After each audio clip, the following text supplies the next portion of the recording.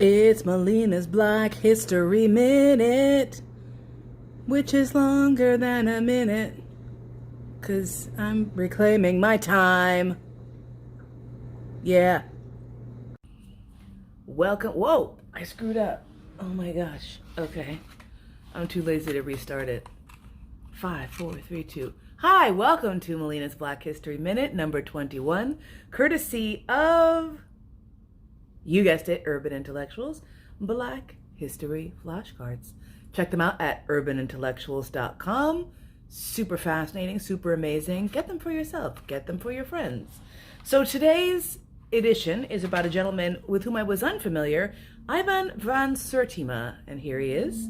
That picture of him is deceptively bright. He's not that light-skinned. Born January, not that that matters, but it's just, we have a thing about how our skin is portrayed, and frequently you'll see darker skinned people with a bright exposure, and then you're like, okay, fine, whatever. I just wanted to acknowledge that. Born January 26th, 1935. Passed on to glory May 26th, 2009.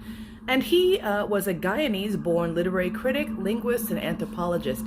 I had to look this guy up because, you got what's on the card, but I knew absolutely nothing about him prior to seeing him in this deck. So yay me. He was born in British Guyana, so he actually was also a British citizen, for better and for worse. And did a lot of linguistic work with the dialects in the islands off of the Carolinas, Gullah being, I think, the primary, and then other dialects there. So studying the origins of those and how they evolved in the U.S., which is incredibly fascinating. He was an associate professor of Africana Studies at Rutgers University in New Jersey. He lectured all over the world, though. When I looked at his resume and all of his stuff, I was like, dang, dude was like winning prizes and talking all over the place. In 1976, he published the book, They Came Before Columbus, that features his arguments for an African origin of Mesoamerican culture in the Western Hemisphere, achieved widespread attention within the African American community for his claim of prehistoric African contact and the fusion of culture in Central and South America.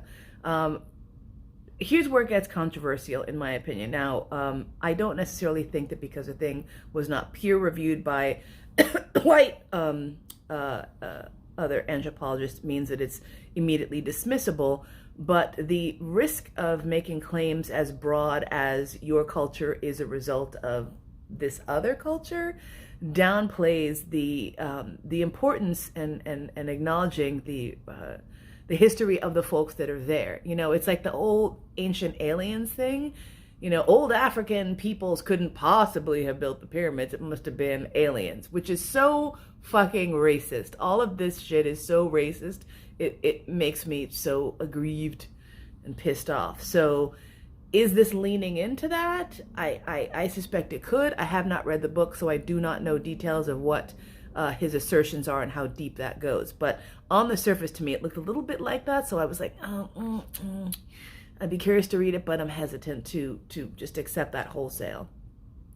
In 1983, authored The Lost Sciences of Africa, an overview that discusses early African advances in metallurgy, astronomy, mathematics, architecture, engineering, agriculture, navigation, medicine, and writing.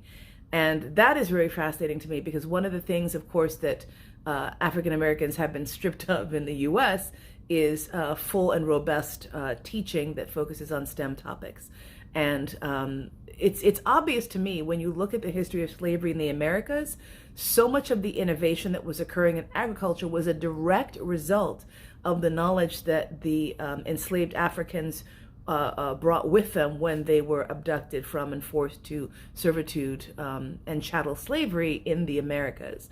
And so much of that is lost, but it wasn't as though white people just were like, figuring out how to grow these various crops successfully. It was the Africans who did it and figured that out, and who taught the Americans so much about agriculture, about everything from planting crops to making whiskey and beer. So that was us. It was. Well, not us, but, old us. So very fascinating. Check him out for a little bit of history that probably you're not familiar with. Thank you so much for listening. Have a great evening. Enjoy.